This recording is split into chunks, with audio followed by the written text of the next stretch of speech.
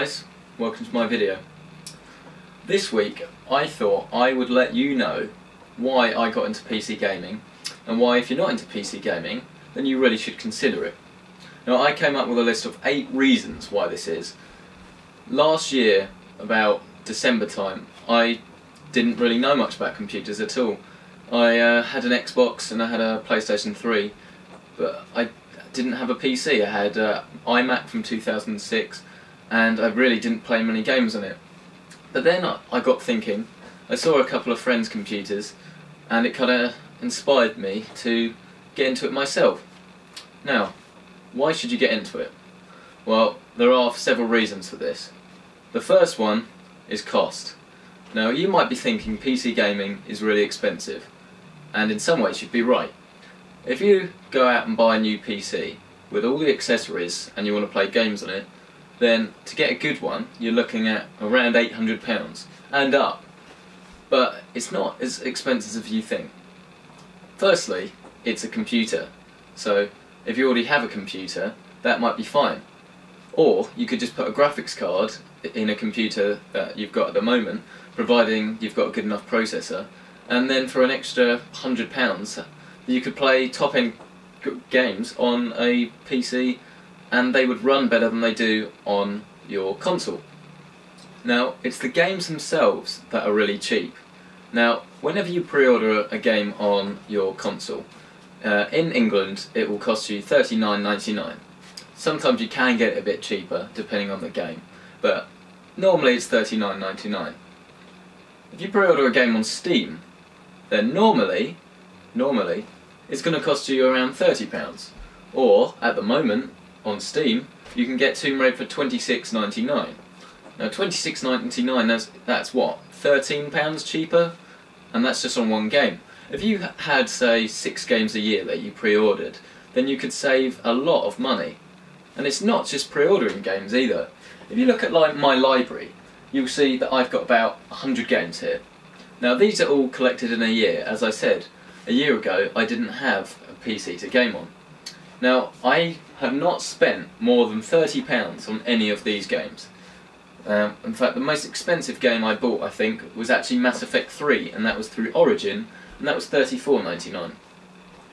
Now, I pre-ordered here Max Payne 3. This was around February time. Now, I pre-ordered that for, how much was it? I think it was £26.99. Now, for £26.99, I got Max Payne 3, and I could preload it, so I had it ready to play at midnight on release day. But then, later on, they added new deals, and these new deals gave me Max Payne 1 and 2 for free. Now, I'd already pre-ordered it, and this offer wasn't available when I pre-ordered it, but because you've got this pre-purchase, they honour it. So I actually got Max Payne 1 and 2 for free, and I had no idea I was going to. They just popped up in my library. Now, they also gave you LA Noire free, because it was a Rockstar game. Again, this was nothing to do with when I pre-ordered it, but it just popped up in my library. Now, I got Max Payne 3 when it first came out on the day of release, with Max Payne 1 and 2, and LA Noire, for £26.99. Now that is not something that would happen if you popped down to your local Blockbuster and bought the game in there. Other than pre-purchasing on Steam, you get Steam sales. Now, if you're not familiar with Steam sales, what they are is it's where Steam goes mental and decides that a couple of times a year, instead of selling a few games at a high price, they will sell a lot of games at a low price. Now, a low price for a typical console game would be about £14, or maybe even £10 if you're lucky. On Steam, you can get games for about £3.49.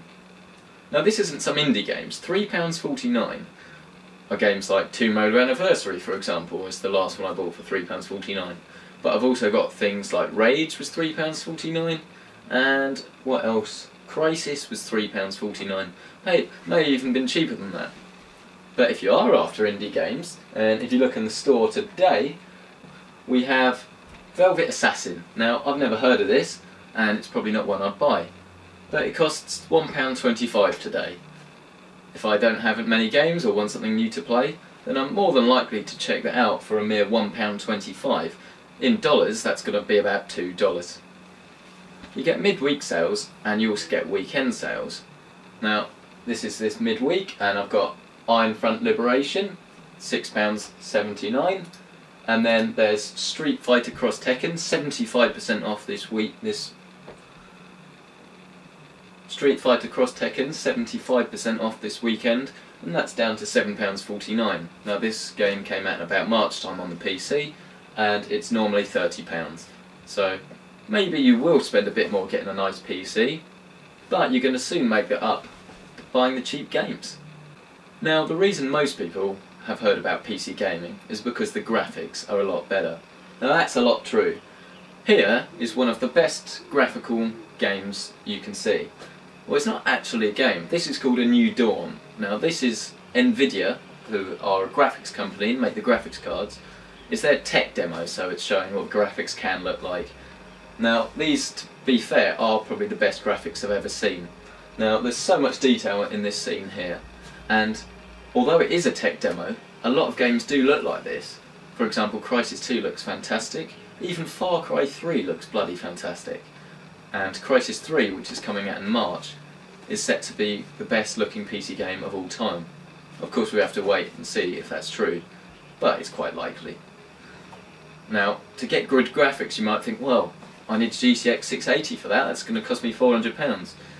Well, to be fair, this is running on a GTX 680, but for a mere £99 you can get a GTX 650 Ti. Now this will run games at 1080p, which is better than how a console looks, at around 40 to 50 frames per second depending on your settings, and it will look better than what you get on a console, and that's for £99. Now PC gaming, you might think, is where you sit and play with a mouse and keyboard, but you'd actually be wrong. PC gaming is actually a lot more flexible than it is on a console. For example, on an Xbox 360, you use one of these, very familiar, it's a wireless 360 controller. On this PC here, I've got it rigged up so I can use a 360 controller, I can use a keyboard, or I can use a mouse. But if I had a joystick, I could use a joystick, and if I wanted to use a steering wheel, I can use a steering wheel, and if I want to play it on a TV, I can play it on a TV.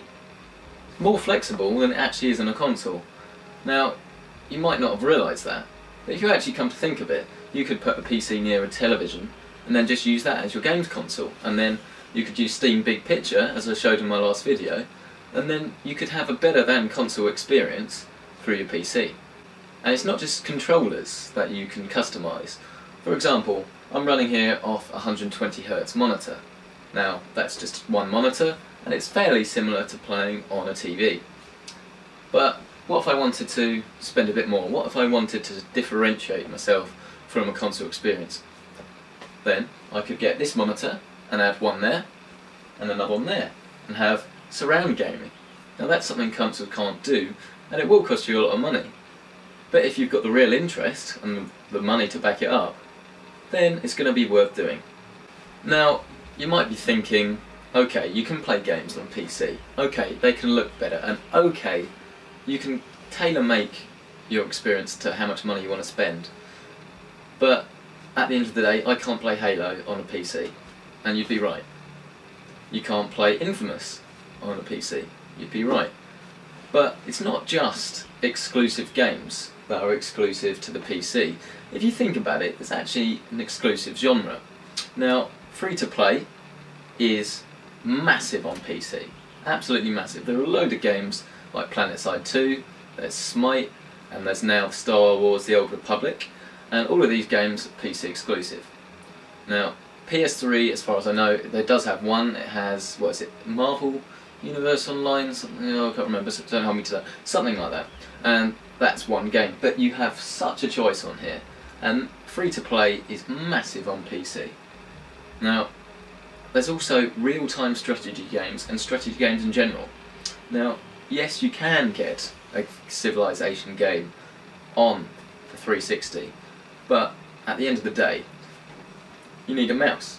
You need a mouse. That's just how it's going to work. You just need to be able to use a mouse and a keyboard, because it's just way easier to play strategy games on a PC, and that's where they're meant to be played. So, sure, you might be missing out on a couple of games, but you're getting an exclusive genre, and obviously it'd be nice if you could play them all, but no matter what platform you choose you're going to be missing out on some games, so you can't let that deter you.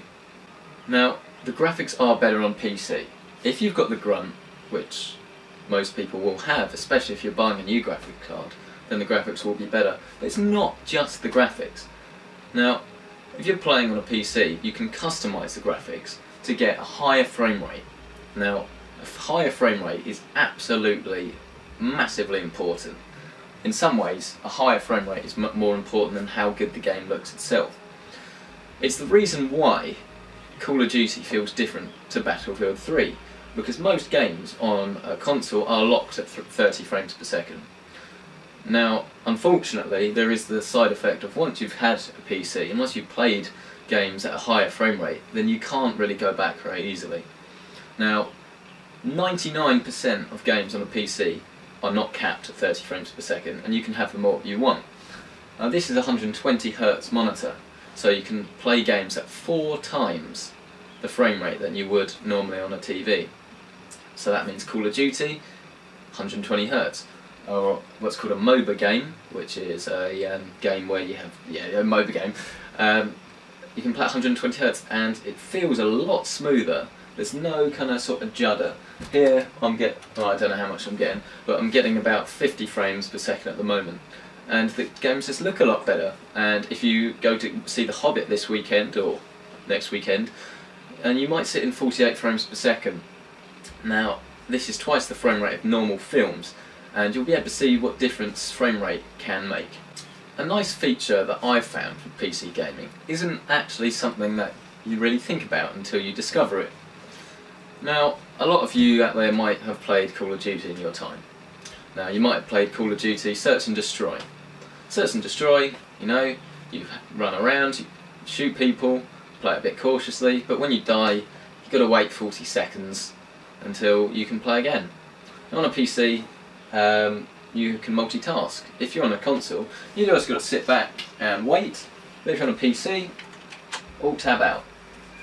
Game's still running in the background, you can still hear everything, no problems there. But then you can just go on YouTube, watch a video for 30 seconds, and then when you hear the game's up, you can just tap back in, and off you go, you're back to where you were. Now, apart from all the benefits of gaming on your PC, it might actually turn into a hobby. As I said, a year ago, I didn't really have any interest in PCs at all. But ever since I started looking at it, realising how they work, looking at components, it's actually become quite a big hobby of mine. I'm doing this channel, for instance. I certainly wouldn't have even thought about doing that a year ago. So if you build your computer yourself, or even if you get someone to build it for you, you might find a new hobby. You might realise, actually, this is quite interesting, and then you've got something new that you can talk to people about, and you can be on forums and meet new people like that. But it's just a nice thing to have as a hobby. Now, the last reason to go into PC gaming is something that is kind of obvious, yet you don't really think about it.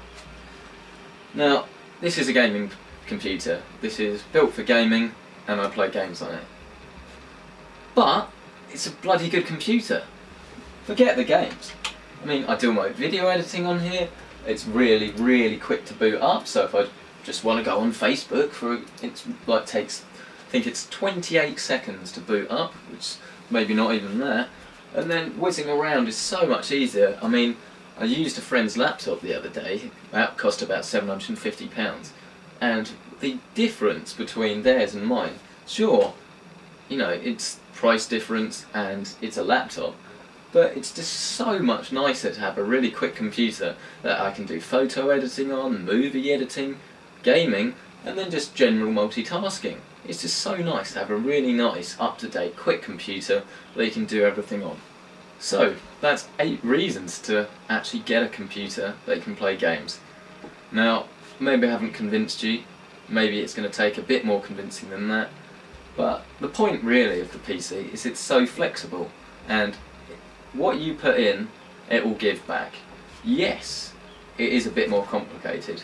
Yes, it's not really a case of turning it on and popping a game in, but realistically, it's a case of turning it on, double click and play, and 99.9 times out of 10 it will play. You can use a controller, you can use a keyboard and mouse, you can use whatever you're comfortable with. You can play on a monitor, you can play on a TV. It's really flexible, and if you haven't really ever thought about it, I'd strongly urge you to give it a go. The next generation consoles are coming out next year, and they're still not going to be as good as a good PC will be, and they have the added benefit of actually being a PC that you can use. So if you're thinking about saving up for a new console, maybe consider getting a PC. Or if you've got a fairly decent PC already that hasn't really got any graphics run, why not take a look under the hood, see what you've got, and add a graphics card to it. As I said in my last video, a really good graphics card at the moment is 7850, or as someone has actually pointed out, there's some nice deals at the moment on a 7870 for around 170 quid. Now those are going to be able to play games in 1080p at around 50 frames per second with the right settings, so you're going to get a higher resolution, higher frame rate, and actually a better looking game for £160. Now you can get a PS3 for what, £180, £150? Go with the graphics card, have a great PC, and I'll see you next time.